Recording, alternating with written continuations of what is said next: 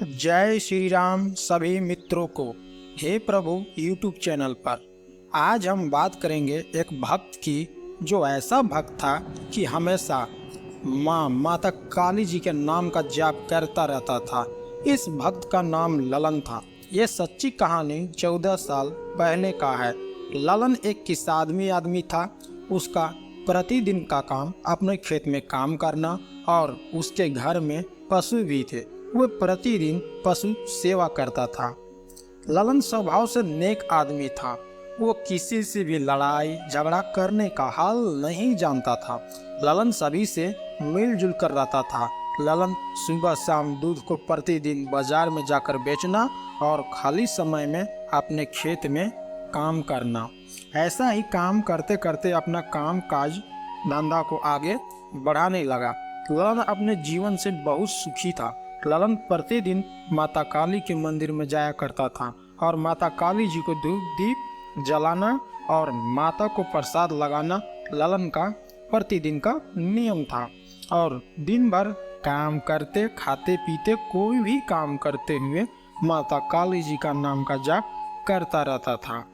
ललन के भक्ति ऐसा था कि न मन में पाप, न छल, न कपट, न लालची, न क्रोधी, सिर्फ निश्चल प्रेम से भरा हुआ एक भक्त था।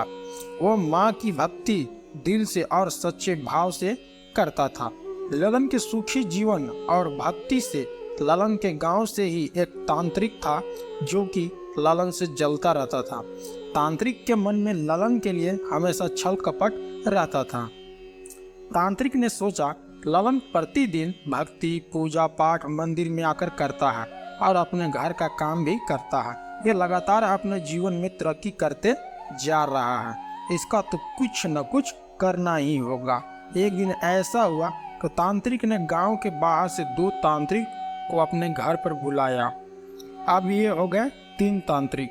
तीनों तांत्रिक मिलकर उसी रात जादू टोना टोटका करने लगे। जब सुबह हुआ तो ललन अपने गौशाला में गया दूध निकालने के लिए, पर गाय दूध देना तो दूर की बात, गाय तो उछलने और कूदने लगी और ललन पर ही मारने दौड़ गई। ललन को कुछ समझ में नहीं आया ये सब कैसे हो रहा है। ललन सोचा, गाय माता को दूध देने का आज मन नहीं है। फिर ललन अपने खेत में खेती करने के लिए गया। वहाँ का नज़ारा देखकर ललन का दिमाग चकरा गया। खेत में लगे हुए फसल सब्जी में कीड़े मकोड़े लग गए। ये सब देखकर ललन उदास हो गया और माता काली के मंदिर में निकल पड़ा पूजा करने के लिए।